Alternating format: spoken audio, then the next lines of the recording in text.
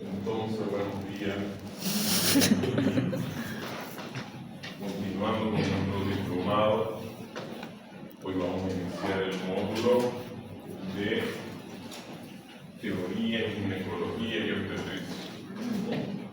Ya vimos abdomen, espero que haya gustado, algunos han tenido un poco de dificultad. Tal vez un poco de práctica, ¿no?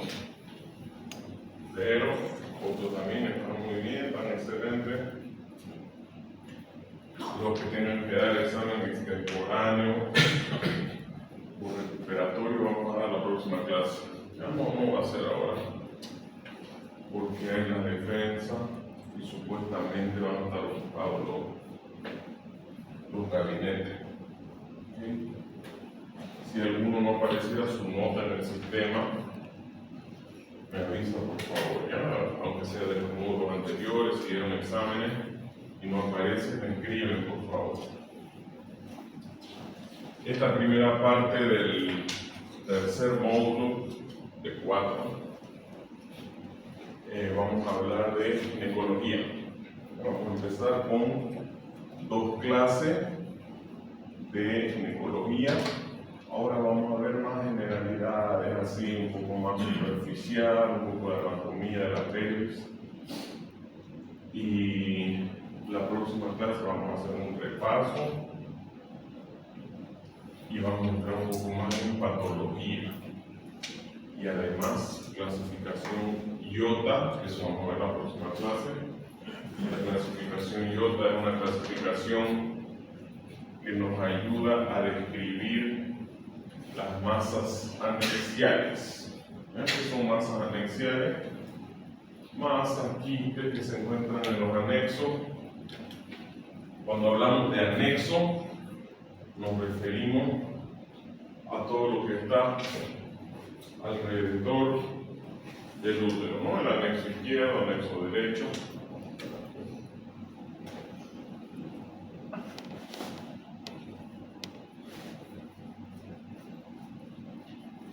En los anexos vamos a encontrar también las trompas uterinas, vamos a encontrar los ovarios. Entonces he visto muchos informes que dicen anexo derecho midiendo tanto por tanto, característica normal, como que el anexo fuera el ovario. No, el ovario es parte del anexo, ¿ya?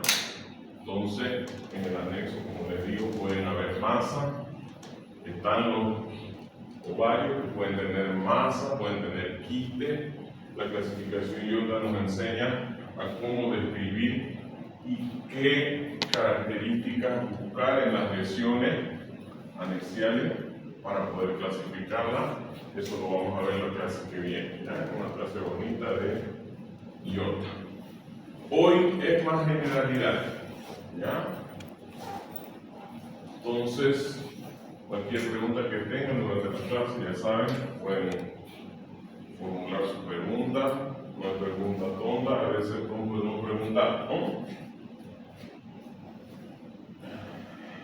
Esta es una imagen de una ecografía. Obviamente lo que vamos a ver en nuestro diplomado es una ecografía transabdominal, aunque durante las 2 clases, tanto esta y la próxima y la subsiguiente también, vamos a hablar.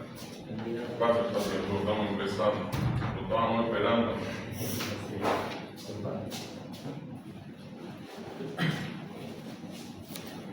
De la importancia de la ecografía, vamos a hablar, ¿no?, de la importancia de la ecografía transvaginal también. ¿Por qué? Porque muchas veces la vía abdominal no es suficiente o no podemos ver bien las características, sobre todo en pacientes obesas, ¿no es cierto?, gorditas, porque tienen muchos gases. Inclusive cuando hay muchos gases cuesta visualizar por la vía transvaginal, inclusive. Entonces, por la vía transabdominal sí se puede ver, aunque tengamos el mejor equipo, a veces no se ve bien la característica. Por lo tanto, tenemos también varias vías para poder visualizar, ¿ya? Esta es la ecografía transabdominal, como ven, con llenadito de vejiga para poder visualizar. Aquí tenemos parte del ecovaginal, cervix y el cuerpo del útero con el endometrio, ¿no? Este endometrio tiene unas características según la fase del ciclo, que eso me interesa que usted sepa y aprenda. Ya vamos a hablar de espesores del endometrio y características en las distintas fases del ciclo menstrual. Entonces, ya vamos sabiendo, para hacer por la vía transabdominal, vejiga llena. Vía transvaginal, vejiga vacía. La paciente va y orina primero y ahí hago la ecografía. Tiene sus ventajas, pero también hay contraindicaciones, ¿no? Contraindicaciones para la transvaginal. La principal es que la paciente no quiera hacerse. Obviamente, si hay virginidad también. Si la paciente no quiere, no insista, ¿ya? Así usted sea hombre o mujer, puede estar pensando la paciente que usted quiere hacerle o que le está insistiendo o insinuando, ¿no? Este esquemita o dibujo nos sirve para ver y ponernos en contexto en que, si bien aquí vemos el útero, el endometrio, cavidad endometrial, este de aquí es el cervix, esta es la vagina, ¿no? Y aquí la vulva. Lo que queremos mostrar con este dibujo es que en la pelvis o en la región donde vamos a visualizar, no solamente va a haber genital interno femenino, sino va a haber vejiguita, vía urinaria, ¿no? Aquí la uretra. ¿Qué más vamos a tener? Tubo digestivo, ¿no? Ano, recto, sigmoide. ¿Qué más vamos a tener? Víscera. Vamos a tener vasos sanguíneos también. Vamos a tener linfático. Inclusive vamos a tener músculos y huesos haciendo parte de las paredes de la pelvis, ¿ya? Los genitales internos se encuentran normalmente dentro de la pelvis menor. Entonces, ¿qué pasa cuando viene la paciente? Se hace una ecografía ginecológica y está todo bien. Recién estamos empezando. Se ha perdido 2 minutos.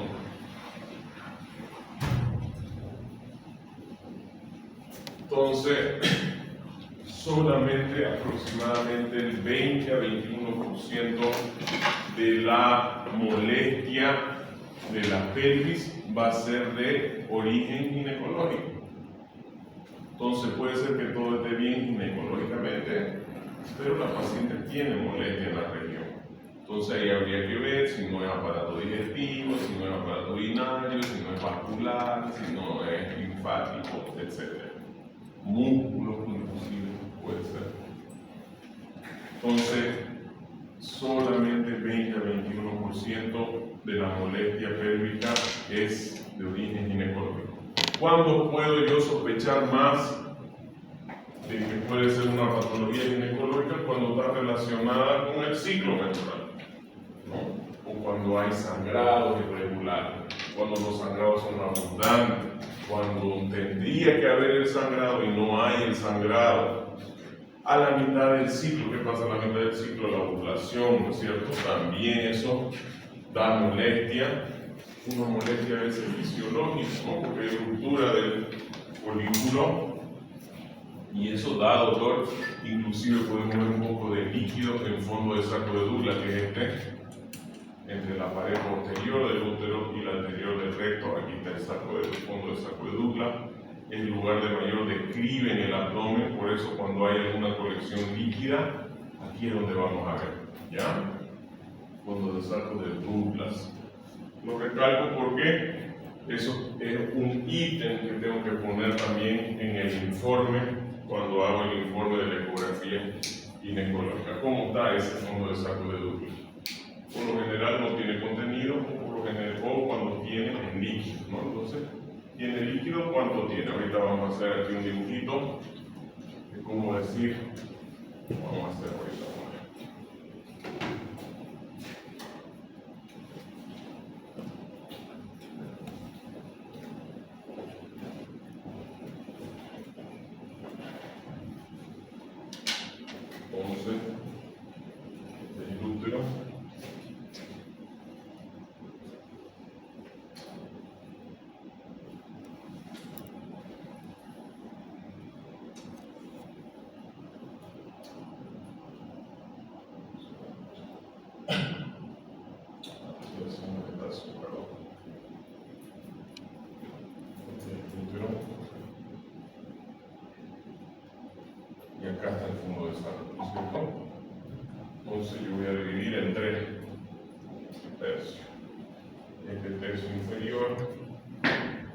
medio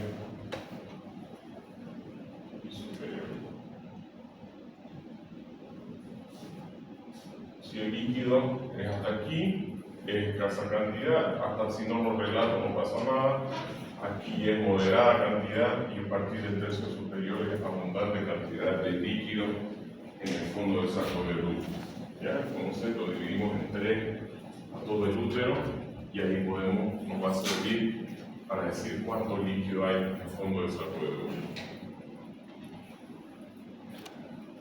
Aquí tenemos una comparación entre la ecografía transabdominal con la transvaginal.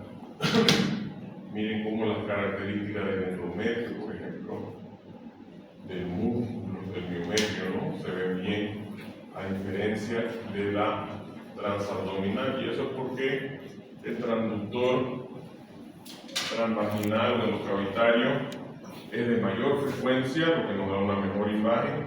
Lo único que si el útero es muy grande, ya no lo voy a ver bien, porque tener mayor frecuencia tiene menos penetración, ¿no es cierto? Eso ya hemos visto en la primera clase. Pero cuando hay buenas condiciones se ve muy bien la transvaginal. La transabdominal no deja de ser útil, es muy buena, sobre todo cuando hay úteros grandes o podría haber una masa aquí que con la transvaginal no se ve.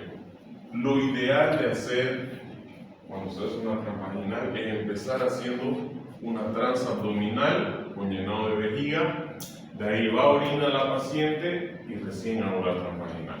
O sea, en pocas palabras son complementarias cuando se hace ecografía transvaginal. Pero cuando hago transabdominal nomás, a veces puede quedar limitada. Disculpen que recalque todo el tiempo, es bueno que si a ustedes les gusta ecografía, el siguiente curso que hagan es ecografía transvaginal. ¿Ya? Ese sería el segundo curso que yo haría. El tercero es Doppler obstétrico, pero el segundo, ecografía transvaginal.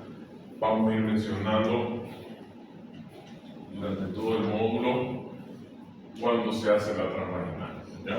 Y aquí los esquemitas, o dibujitos, de lo que vemos, ¿no? Vejiga, cuerpo del útero, cervix, ecovaginal, lo mismo aquí, cuerpo del útero, cervix, aquí no estoy viendo la vagina porque el transductor está ahí, ¿no? La ecografía ginecológica entonces es un método por imágenes que posibilita el estudio dinámico de las estructuras contenidas en la pelvis, especialmente del órgano genital interno de la mujer.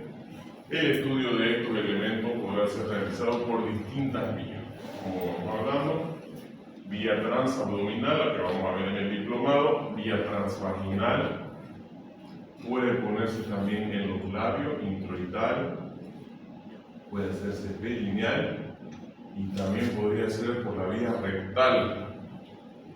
En caso que fuera necesario, obviamente eso no vamos a hacer nosotros, ¿no? Pero sí se puede hacer. Hay una anécdota que cuenta el doctor Maguad, que era una niña de 12 años y no veía bien, obviamente un ginecólogo con más de 40, 50 años de trayectoria, ¿no? Entonces, él le propuso a sus familiares, para ver bien, vamos a hacer una transrectal. Y los familiares y la paciente estuvieron de acuerdo, y ahí se pudo ver por la vía transrectal bien las características ginecológicas. ¿Ok? Eso no vamos a hacer nosotros, pero tenemos que saber que también se puede hacer. ¿Ya? La vía a escoger depende de varios parámetros. Obviamente una paciente de 12 años pide, ¿no?, edad de la paciente, virginidad, malformaciones genitales. Si hay agenesia vaginal, ¿voy a poder hacer una transvaginal? No. Estenosis vaginal. Cuando hay estenosis vaginal, tuve una paciente una vez que es de las peores ecografías que he hecho con respecto al dolor de la paciente. Hicimos una transabdominal, no se veía bien, era mega gordita la paciente, y le digo, si quiere que lo veamos mejor, podemos hacer una transvaginal. Y ella me dice, tengo estenosis vaginal. Uso de corticoides, cremas con corticoides, hicieron que haya una estenosis vaginal. Pero, si es necesario, voy a venir otro día, volvió a los 4 días, se quejó desde el inicio del estudio, pero que ella quería ver, y vimos detalles, había unos detalles en los ovarios que no se veían por la vía transabdominal, pero no les aconsejo que se haga, a no ser que la paciente esté totalmente dispuesta a hacerlo, porque es muy dolorido para la paciente. Obesidad de la paciente, obviamente voy a tratar de elegir la vía transvaginal. Incontinencia urinaria, una paciente mayor, por ejemplo, ¿no? Que no puede contener la orina, ¿cómo le voy a hacer una transabdominal si no llena la vejiga? No se va a poder, ¿no? Masas pélvicas voluminosas, como les decía, ¿qué pasa si tengo un nódulo aquí? Con la transvaginal por ahí no lo voy a poder ver, ¿no? Me voy a poder verlo mejor con la transabdominal. Y esto muy importante, ¿no? Deseo o rechazo de la paciente. Muchas veces viene la paciente con la orden y es transvaginal. Y el médico no le dijo que era transvaginal, ¿ya? Y la paciente nunca se había hecho una ecografía transvaginal. Entonces siempre hay que preguntar, ¿usted se ha realizado antes transvaginal? No. ¿Sabe cómo es? No. Entonces ahí se le muestra el transductor, se le explica y obviamente se le dice las bondades de por qué realizar la ecografía transvaginal, ¿no? ¿Por qué le están pidiendo? También según la sospecha diagnóstica, justificar por qué le están pidiendo la ecografía, ¿ya?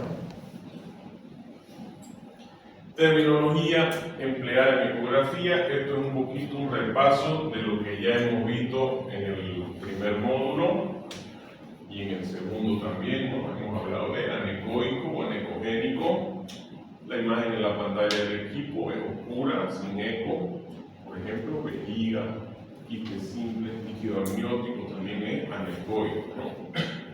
Hipoecogénico, dependiendo de la densidad y la impedancia acústica. La impedancia es la dificultad que tiene el sonido para atravesar, ¿no? Las estructuras. El tono de gris obtenido es en tonalidades de grises.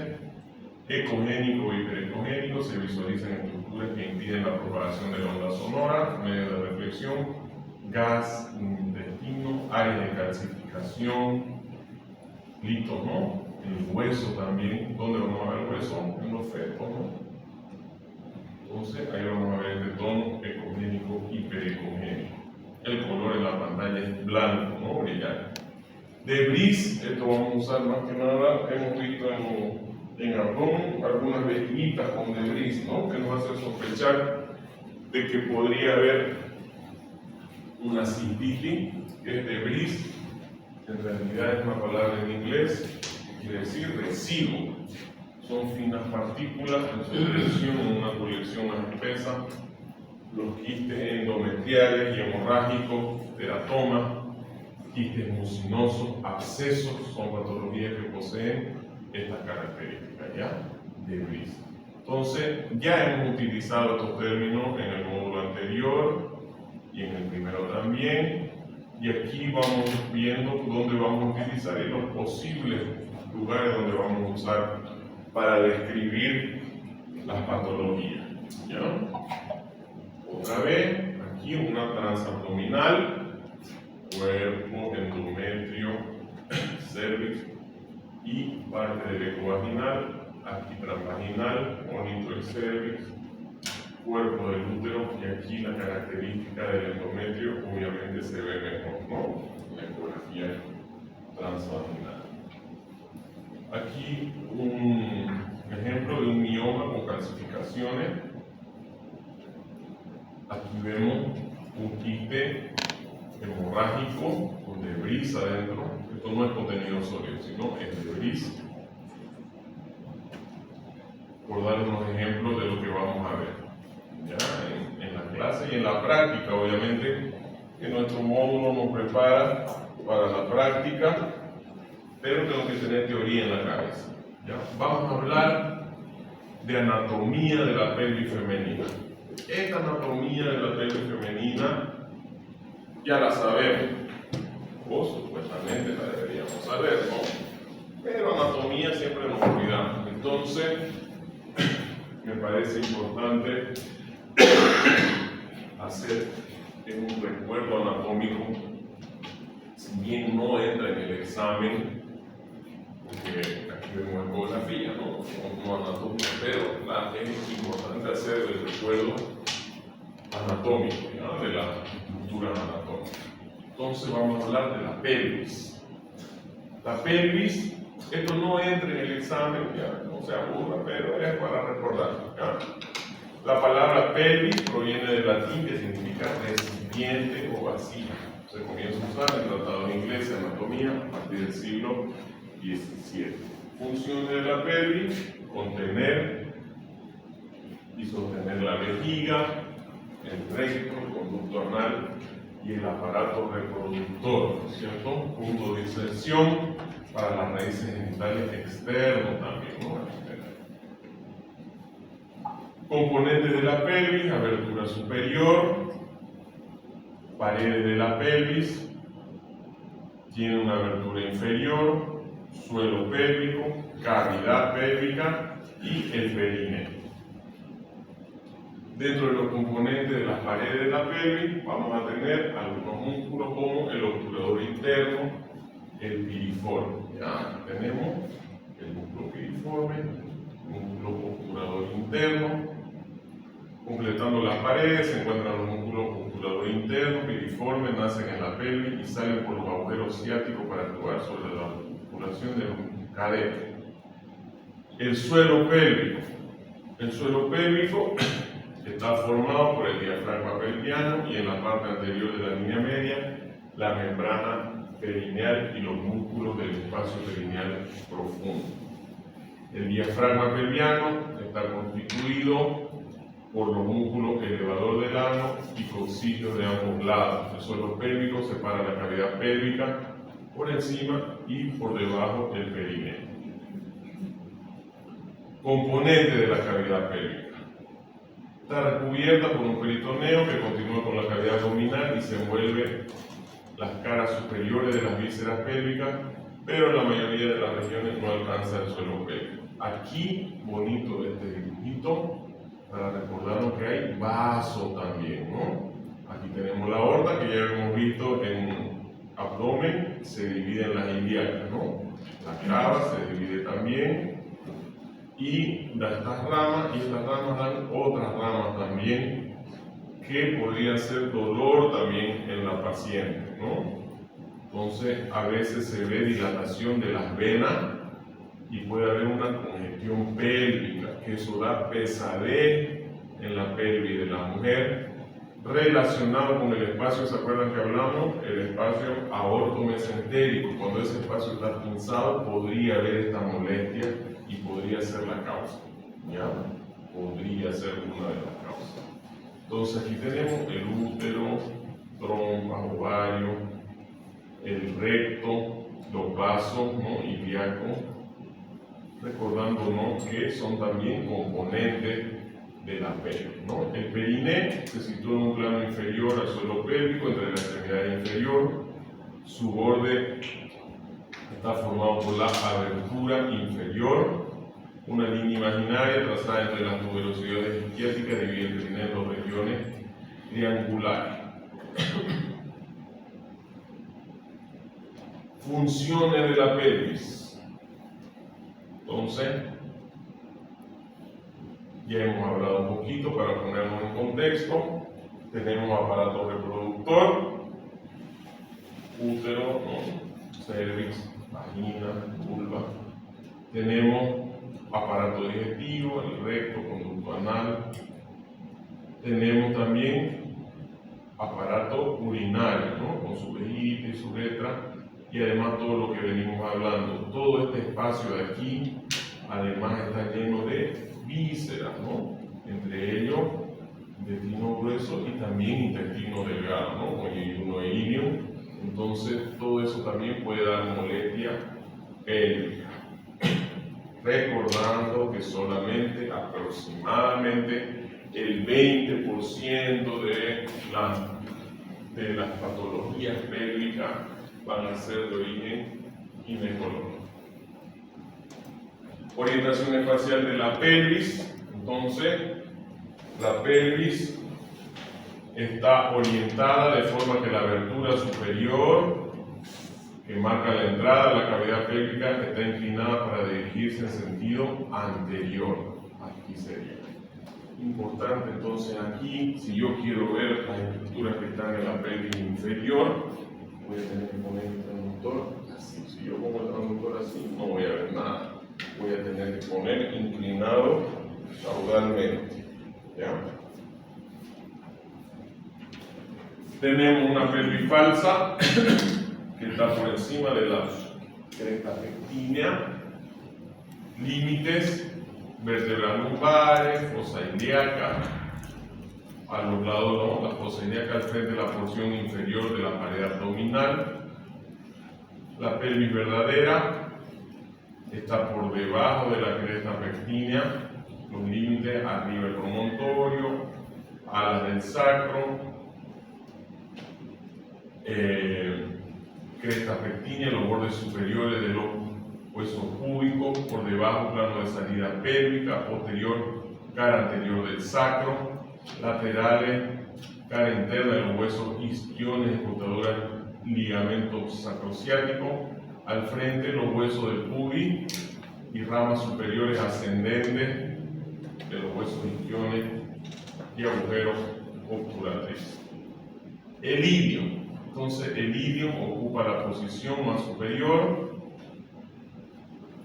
se divide en su parte superior e inferior mediante una cresta, en la cresta pectínea, ¿no? Que va a dividir en pelvis mayor y pelvis menor.